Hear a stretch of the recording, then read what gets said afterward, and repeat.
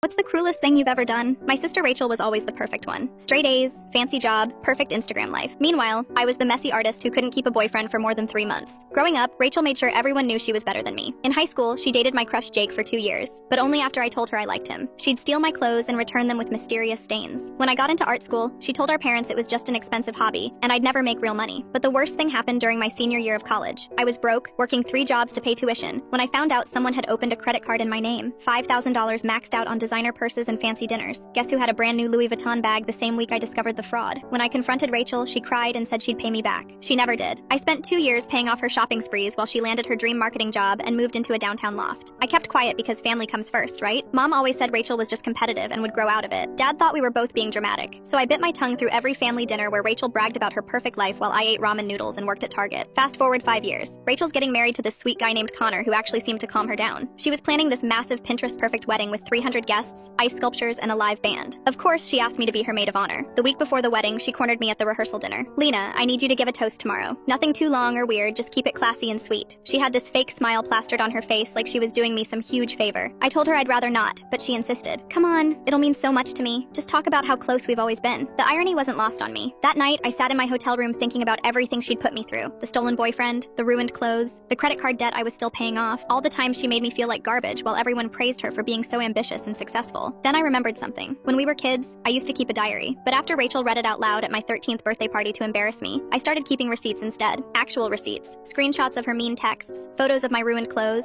even the credit card statements with her purchases highlighted. I'd been saving everything for years, not really knowing why. Maybe I always knew this day would come. The wedding was beautiful. Rachel looked stunning in her $1,000 dress, surrounded by flowers that cost more than my monthly rent. Connor seemed genuinely happy, which made what I was about to do feel even worse. But I was done being the family punching bag. When they called me up for the toast, I walked to the microphone with my phone in my hand. 200 people stared at me expectantly, including my parents, grandparents, and Connor's very traditional family. I started sweet. "Rachel and I have been through so much together. She's taught me about forgiveness, about family, about standing up for yourself." Everyone smiled and nodded along. "She taught me forgiveness when she maxed out a credit card in my name senior year and left me to pay it off." The room got quieter. Rachel's face went white. "She taught me about family when she stole my boyfriend in high school after I told her I was in love with him." Connor's smile disappeared. He looked confused. "And she taught me about standing up for yourself when she read my diary at my 13th birthday party to humiliate me in front of all my friends." Mom's mouth fell open. Dad looked like he'd been punched. The room was dead silent. You could hear the ice clinking in people's drinks. Rachel was shaking, trying to figure out how to stop me without causing an even bigger scene. But you know what? I forgave her for all of it, because that's what family does, right? I smiled at the crowd like this was totally normal. I truly hope marriage has changed her into someone who treats people better. I set the microphone down and walked back to my table. The room erupted in whispers. Rachel's new mother-in-law looked horrified. Connor pulled Rachel aside and I could see him asking her questions she obviously didn't want to answer. The rest of the wedding was chaos.